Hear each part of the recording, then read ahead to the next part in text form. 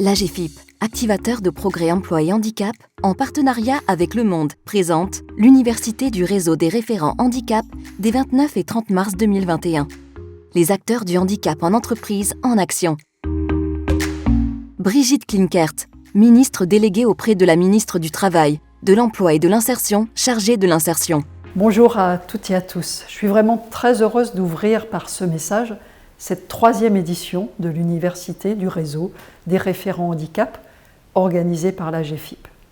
Je salue sa présidente, Madame Boucher-Youa, et son directeur général, Didier Sartier, que je remercie chaleureusement pour leur invitation. J'aimerais dire d'abord un immense merci aux équipes de l'AGEFIP pour avoir structuré ce réseau des référents handicap et organisé cette université pour les mettre à l'honneur. Vous le savez, les référents handicap ont été voulus par le gouvernement dès le début du quinquennat. La loi pour la liberté de choisir son avenir professionnel les a rendus obligatoires pour les entreprises de plus de 250 salariés.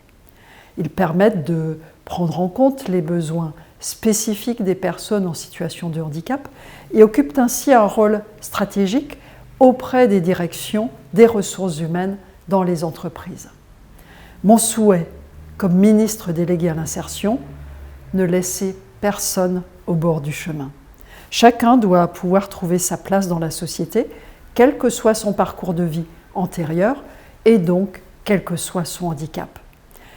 Les référents sont des relais indispensables de notre combat quotidien en faveur de l'inclusion de toutes et de tous dans la société. Votre présence nombreuse en témoigne. Plus que jamais, le gouvernement est mobilisé pour l'inclusion dans l'emploi des personnes en situation de handicap. Parce que la période est difficile, de nombreuses mesures ont été prises en faveur des personnes en situation de handicap dans le cadre de France Relance. D'abord, la prime de 4 000 € d'aide à l'embauche en contrat long des travailleurs handicapés, sans limite d'âge, est prolongée jusqu'au 30 juin 2021. Il faut s'en saisir. Je compte vraiment sur vous pour vous en emparer. Ensuite, les dispositifs emploi accompagnés sont renforcés. Là aussi, surtout, n'hésitez pas à mobiliser ces coachs qui sont mis à disposition des personnes et de leurs employeurs pour réussir leur insertion et leur maintien dans l'emploi. Enfin, les aides à l'apprentissage sont prolongées jusqu'à la fin de cette année. Mais nous devons encore aller plus loin et mobiliser tous les employeurs publics comme privés pour qu'ils s'emparent pleinement des dispositifs d'insertion que nous avons mis en place.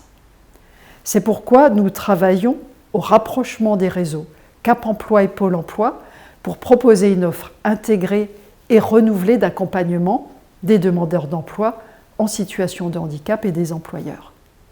J'ai également lancé un grand plan de transformation des entreprises adaptées afin qu'elles développent leur activité et créent des emplois.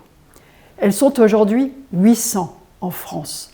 Elles doivent devenir des partenaires économiques, mais aussi des viviers de compétences pour les entreprises de droit commun. Le CDD Tremplin est précisément là pour faciliter les transitions des personnes handicapées vers le secteur de droit commun, vers vous.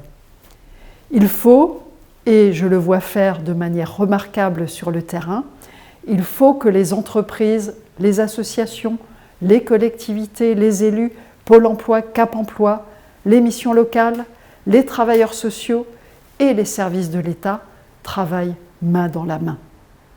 Un travail de chaque jour et de chacun est nécessaire pour faire progresser notre société vers une société plus inclusive, pour faire du handicap une force et une richesse. Je vous souhaite à toutes et à tous des débats riches, utiles et fructueux.